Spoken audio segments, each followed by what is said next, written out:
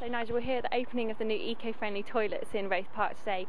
How long has this been going on for, and how much does this cost the council? Well, we've had a programme of upgrading the toilet facilities in Roath Park over the last few years.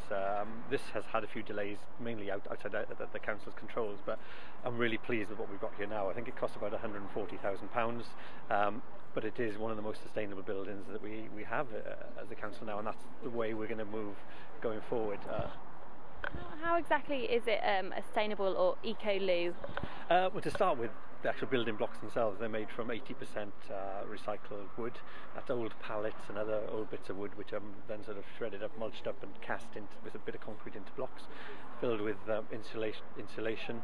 So what you've got behind me now isn't actually bricks, those are tiles to give the impression that it is bricks. We then looked at the water consumption, and we've actually installed some automatic water mechanisms which prevents people from going in, leaving taps on or using too much water. Maximising the use of natural light through the use of light tubes, and the lights then that we do need on there when there isn't enough light only come on when people are in the toilet as well. So all in all, quite a sustainable building, and it's in line with what we're trying to do as a council. And a lot of our buildings now we're trying to make more sustainable. The new central library has won awards for it, and we've seen some results. Over the last 5 years, the council, the amount of energy we use in some of our buildings is reduced by 15%, and the amount of CO2 emitted from these buildings is reduced by 18%. So more buildings like these is the way forward, and certainly as a council that's what we're trying to achieve. What was here before was a shabby, run-down, vandalised, dirty block. What we have now is something bright, new, modern, sustainable and accessible, and I'm sure lots of people will use it. Lots of people will add to the enjoyment in the park. This is a green flag park, and it's got a green flag for a whole range of things, including the infrastructure for users of the park, but not only that, the fantastic environment of the park as well. So anything we can do to enhance this beautiful park will be done. How do you sort of justify or weigh up the cost of opening a new sort of sustainable building like this against some of the other cuts that are happening at the moment with the council budget that just came out in the last week? This was in last year's budget. Obviously the budget was set before we were aware of any cuts, so this was very much in our programme. We're having to look at next year's budget now in line of recent announcements from WAG, but certainly when the decision was made to have this, there was money in the capital budget. Going forward, things aren't as bright, so I think it was fortunate timing with regards to the programming of this. Will there be any sort of new toilets coming to other parks in Cardiff that you know about? Are there any plans to sort of refurbish some of the other parks' buildings in the rest of the city? We've got an ongoing programme with Roath Park and the restoration project there, which is partly funded through the Heritage Lottery Fund. That includes facilities for visitors as well.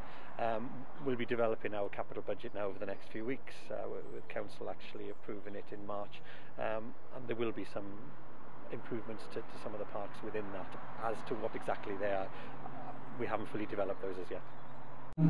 Right, starting with the light fittings, the lights are on sensor control, so obviously they come on if somebody comes in the building. What we've also tried to do in terms of lighting is to get natural light in through the use of sun pipes, which basically will provide kind of a balanced natural light into the building. Plus it also gets away with the kind of security issues of having any windows on the elevation. All the finished materials in here are the BRE, which is a building research establishment, Green Guide A rated. So the tiles and the slate floor finish. These hand dry wash units.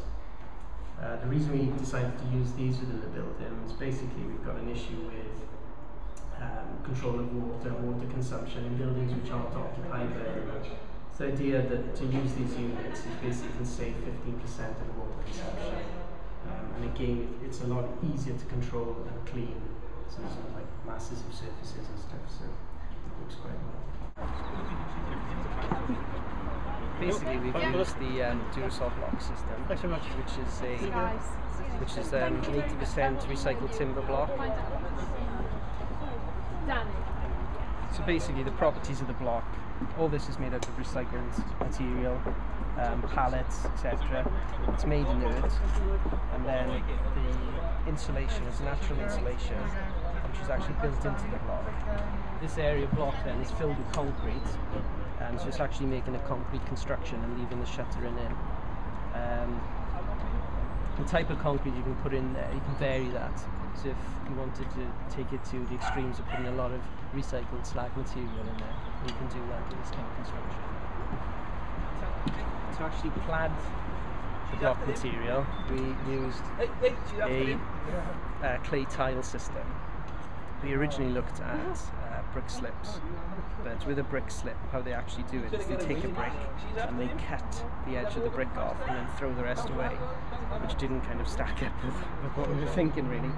So I looked at a specially cast, well these are tile systems, just clay, which actually just link in then and gives the brick effect, which matches in with the kind of effect of the conservation area.